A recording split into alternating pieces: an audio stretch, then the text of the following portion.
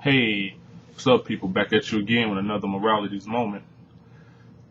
Vid 5 in my video series entitled Ways to Know People. This morning's vid is more so centered around leadership, and I titled this one How to Know Good Leadership. The note says, observe if a person begins with his or her own resources and means, leads with virtue and integrity, is both philosophical and scientific, strategic and fluid, treats all equally with courtesy, faces difficult tasks head on, is not influenced by profit, turns disaster into fortune, and seizes victory from defeat, is courageous in the midst of major battles, is uncomplicated yet strategically unfathomable, associates with the wise and remains humble, is mindful of how each day is spent, demonstrates sincerity, trustworthiness, and magnanimity, is guarded in times of order as well as in times of disturbance, wins before even entering battle.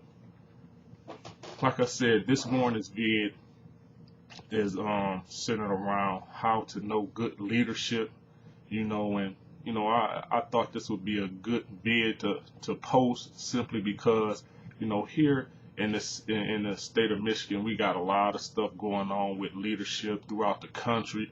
We have issues with leadership, and it's good for us to know what good leadership looks like. Everybody that's in a position of leadership is not a leader. It's certain characteristics of a leader that needs to be evident, in order for people to follow. Again, going back to my previous videos, those characteristics or attributes are important in leadership more so than anything, and that's to know a person's nature, know where a person stands, and know a person's commitment before you put them in leadership or you give them a title. We have to stop giving people titles because of popularity and namesake and do some due diligence. Again, know what that person's nature is, know what they stand for, know what they're committed to, know if they can handle heat in times of pressure, want to know if they can be resourceful in times of where it requires them to be resourceful.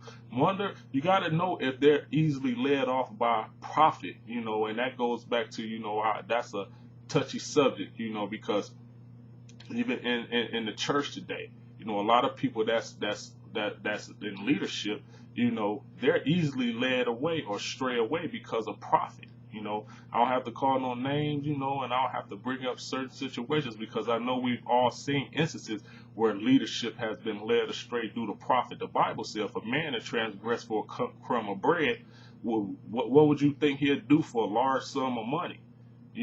So we have to be careful about, who we're putting in leadership, not only in our lives, our lives as far as, authority figures, but in leadership in general. A person can lead if they don't stand for anything. They shouldn't be leading if they can't stay committed to anything. They shouldn't be leading if their nature indicates that they're not a leader. So let's take some time and consider those that we would entrust in positions of authority in our lives. So with that being said, I hope you enjoyed this morning's morality moment. Peace, and I'm out.